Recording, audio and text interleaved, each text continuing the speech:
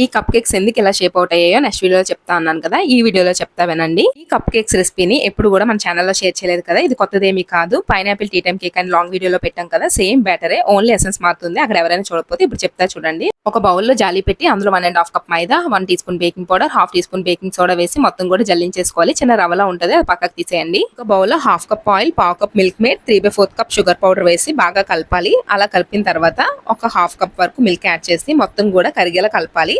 ఆ తర్వాత ఇది పక్కన పెట్టేసుకొని ఇంకొక బౌల్లో 2 ఎగ్స్ అయితే తీసుకోవాలి. ఆ ఎగ్స్ అనేవి అస్సలు కూలింగ్ గా ఉండకూడదు, రూమ్ టెంపరేచర్ లోనే ఉండాలి. ఇలా ఎల్లో నుంచి వైట్ కలర్ లో వచ్చే వరకు బీట్ చేసుకోవాలి. ఇలా వచ్చేసిన తర్వాత ముందుగా కలిపి పెట్టుకున్నాం కదా ఆయిల్, మిల్క్ మేడ్, షుగర్, అవి కూడా యాడ్ చేసేసుకొని 2 టేబుల్ స్పూన్స్ అయితే వెనిలా ఎసెన్స్ వేస్తున్నాను.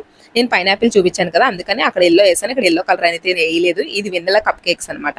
ఇక డ్రై ఇంగ్రీడియంట్స్ అనేవి బేటర్ ఆఫ్ చేసి నార్మల్ విస్కర్ తోనే 2-3 బ్యాచెస్ కింద మెల్లిమెల్లిగా కలిపేసుకుంటున్నాను. ఓవర్ మిక్స్ చేయొద్దు, నార్మల్ గా కలిస్తే సరిపోతుంది. ఇక్కడ టూటీ ఫ్రూట్ లో కొంచెం మైదా వేసి ఇలా జల్లించేసుకుంటే మనం కేక్ బ్యాటర్ లో వేసేటప్పుడు ఏంటంటే కిందకి వెళ్ళిపోకుండా పైన నీట్ గా ఉంటాయి అనమాట.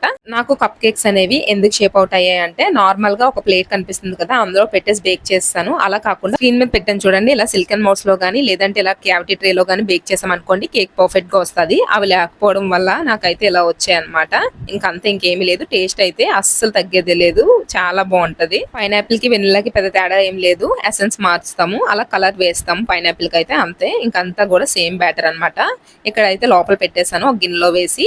కప్ కేక్స్ ఎప్పుడు చేసినా ప్రీ హీట్ అనేది కంపల్సరీ ఉండాలి, ఒక 10 మినిట్స్ వరకు. ఆ తర్వాత 25 మినిట్స్ అయితే బేక్ చేయాలి. అప్పటికి బేక్ అవ్వకపోతే ఒక 10 మినిట్స్ అయితే ఉంచాలి. నాకైతే 35 మినిట్స్ బేక్ అయింది.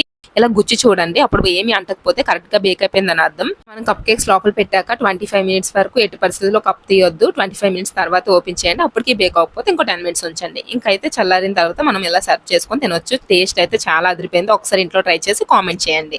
మన ఛానల్ని ఎవరైనా కొత్తగా చూస్తే సబ్స్క్రైబ్ చేసి లైక్ చేయండి. Thank you, bye.